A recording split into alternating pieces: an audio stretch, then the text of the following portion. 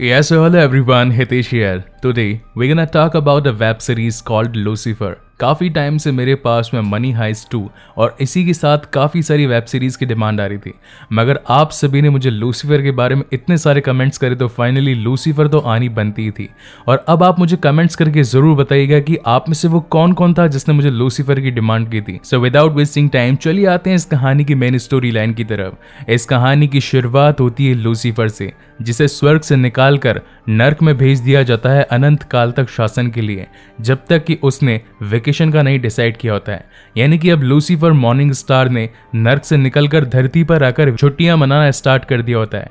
ये बात होती है सन 2016 की। यहाँ पर हमें हेल का डेविल एक इंसानी रूप में दिखाया जाता है और वो अपनी गाड़ी में तेज रफ्तार कहीं आगे जा रहा होता है। तभी पुलिस की नजर उस पर पड़ जाती है और वो उसका पीछा करते करते उसके पास पहुंचती है। इसी वजह से लूसीफर को अपनी गाड़ी रोकनी पड़ती है। तो लूसीफर पुलिस वाले से कहता है कि आखिर तुम मेरा पीछा क्यों कर रहे हो, मुझसे क्या चाहते हो।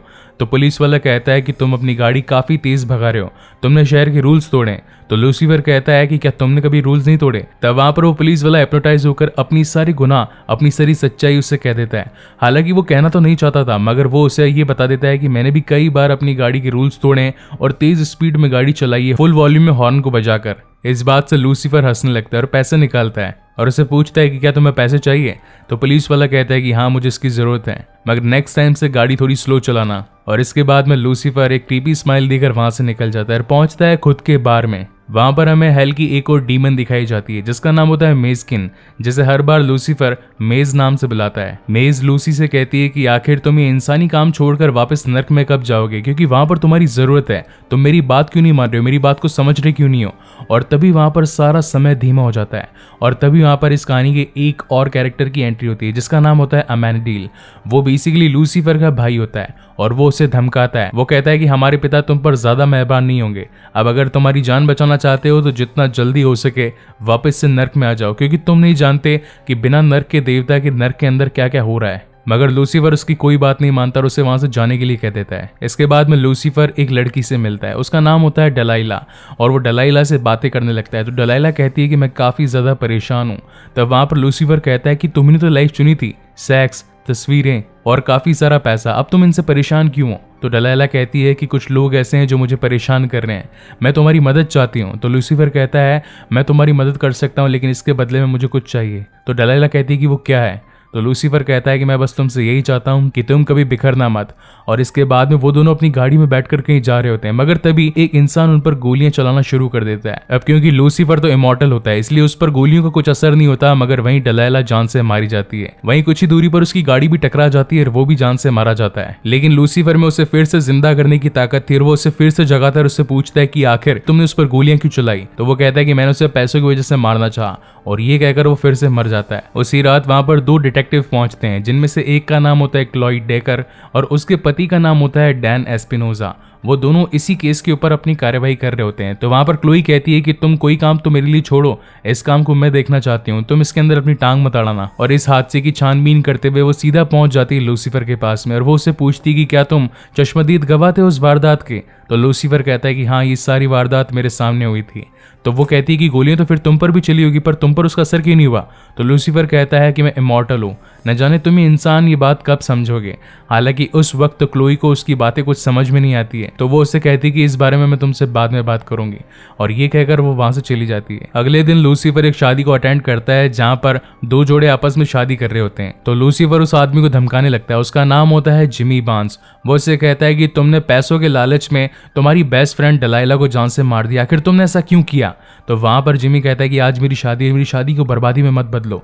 मैं जानता हूं कि उसकी डेथ हुई है, मगर उसकी डेथ का असली रीजन मैं नहीं, उसकी डेथ का असली रीजन ट्रू वाइल है। तुम उससे जाकर क्यों नहीं बात करते हो। और अब न चाहते हुए भी लूसीफर को वहां से जाना पड़ता है। इसके बाद में वो सीधा पहुंचता है ट्रू वाइल के पास में और उसे जान से मारने की धमकी देता है और उसे सच उगलवाता है कि आखिर डलाइला ने तुम्हारा क्या बिगाड़ा था, तुमने उसे जान से क्यों मरवाना चाहा। तब ट्रू वाइल उससे कहता है कि उसकी दिमाग की स्थिति बिगड़ी हुई थी, तुम ही जाकर उसकी साइकाइट्रिस्ट से क्यों नहीं पूछती, क्योंकि उसके तो काफी सारे चक्कर चल रहे थे। उसकी साइकाइट्रिस्ट तुम्हें सब कुछ सच सच बता सकती है। और इस बात को सुनने के बाद में वो उसे छोड़ देता है, मगर तभी वहां पर क्लोई पहुंच जाती है और क्लोई उससे कहती है कि मुझसे पहले तुम यहाँ पर कैसे पहुंच गए, क्योंकि इस केस की इन्वेस्टिगेशन तो मैं कर रही हूँ, तुम यहाँ पर क्या कर रहे हो। तब लूसीफर उससे कहता है कि डलाइला मेरी काफी अच्छी दोस्त थी। तो वहां पर क्लोई कहती है कि आखिर तुम ऐसा कर क्यों रहे हो। तो लूसीफर बताता है कि आज उसकी जो हालत हुई है वो मेरी वजह से हुई है, अगर उसने मुझसे ऐसी जिंदगी नहीं मांगी होती तो आज वो जिंदा होती। तो क्लोई उससे कहती है कि आखिर तुम इन लोगों से सच कैसे उगलवा लेते हो। तो लूसीफर कहता है कि यही तो मेरी पावर्स हैं, मैं किसी की भी आंखों में देखता हूं तो वो मुझे अपनी सारी ख्वाहिशें,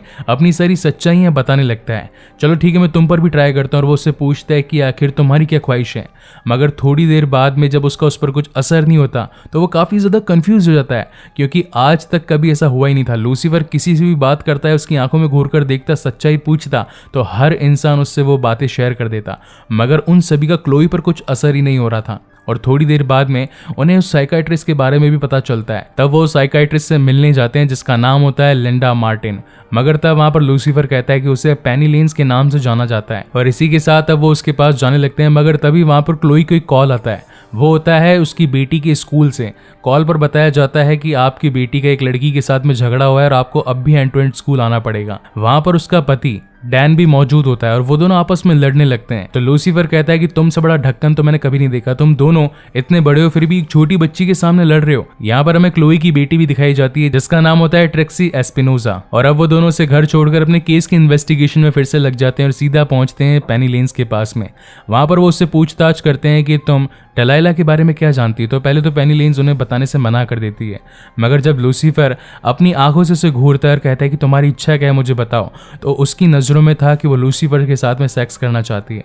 तो लूसीफर उससे कहता है कि तुम मुझे सच बता दो और उसके बाद में मैं तुम्हारी सारी ख्वाहिशें पूरी कर दूंगा। तब वहां पर पेनी लेन्स उसे बताती है कि उसका एक लड़के के साथ में चक्कर चल रहा था, उसका नाम था ग्रे कूपर, जो कि एक हॉलीवुड हीरो है। इस बात को सुनने के बाद में वो दोनों वहां से जाने लगते हैं, मगर पेनी लेन्स उन्हें रोकने लगती है और वो कहती है कि तुमने मुझसे वादा किया था कि तुम मेरे साथ सेक्स करोगे। तो क्लोई से कहती है कि क्या तुम सचमुच ऐसा करोगे।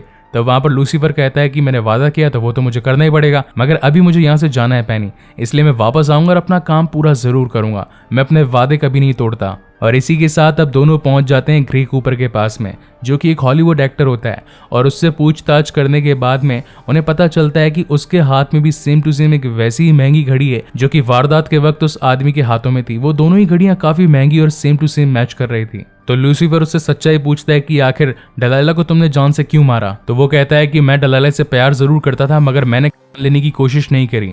और उनकी ये बातें चली रही थी, तभी वहां पर ग्रे कूपर की पत्नी आ जाती है और उसकी पत्नी साफ पता चलता है कि ग्रे कूपर ने डलाइला को कभी जान से नहीं मारा होगा। अब इस बातों को सुनने के बाद में लूसीफर और क्लोई वापस से खुद के बार में आ जाते हैं और तभी क्लोई वहां पर टीवी देखने लगती है, जहां पर उसे पता चलता है कि डलाइला जो कि एक पॉप स्टार थी, आज उसके सारे रिकॉर्ड्स की कीमत दुगनी हो चुकी है। तब वहां पर उन दोनों की बत्ती जलती और उन्हें याद आता है कि जब भी कोई पॉप स्टार मारा जाता है तो उसका क्रेडिट सबसे पहले तो उसके प्रोड्यूसर को जाता है, क्योंकि प्रोड्यूसर ने ही उसके पॉप रिकॉर्ड्स में पैसा लगाया होता है। और अब उन दोनों को क्लियर होता है कि उसकी मौत का असली जिम्मेदार और कोई नहीं बल्कि खुद जिमी बार्न्स है। और इसी के साथ अब वो दोनों उसके घर पर पहुंच जाते हैं।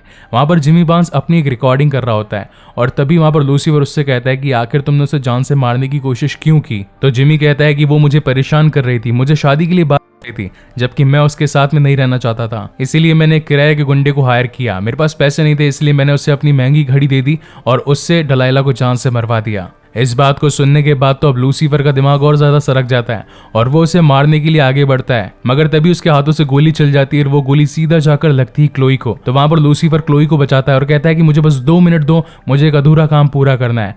और वो अब आकर जिमी बार्न्स को अपनी असली फेस रिवील करता है, वो थी डेविल की। उसे देखकर जिमी बार्न्स काफी ज्यादा डर जाता है और थोड़ी देर बाद में हमें सीन दिखाया जाता है हॉस्पिटल में, जहां पर अब क्लोई की आंखें खुलती है। तो वो लूसीफर से पूछती है कि आखिर मुझे यहाँ पर रहते हुए कितना टाइम हो गया। तो वो उसे मजाक में कहता है कि तुम्हें 3 साल हो गए, तुम्हारी आंख 3 सालों बाद खुली। पहले तो वो सुनकर काफी ज्यादा डर जाती है, लेकिन जब उसे लगता है कि वो मजाक कर रहा था तब वो उसे कहती है कि ठीक है, लेकिन एक बात बताओ, गोलियां तो हम दोनों पर ही चली थी, मगर मैं तो यहाँ पर हॉस्पिटलाइज्ड हो गई और तुम्हें कुछ भी नहीं हुआ।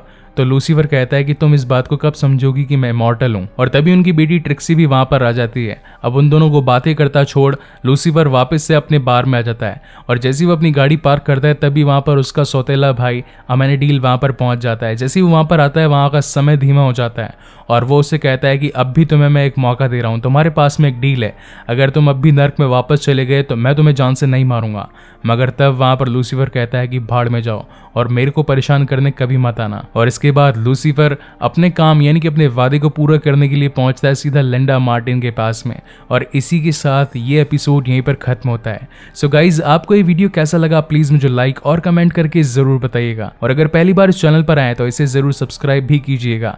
इसके बाद में मैं लूसीफर के सीजन 1 का सेकंड एपिसोड जल्दी अपने चैनल पर लेकर आऊंगा। And again guys, thank you very much for watching this video. मिलते हैं अगले वीडियो में।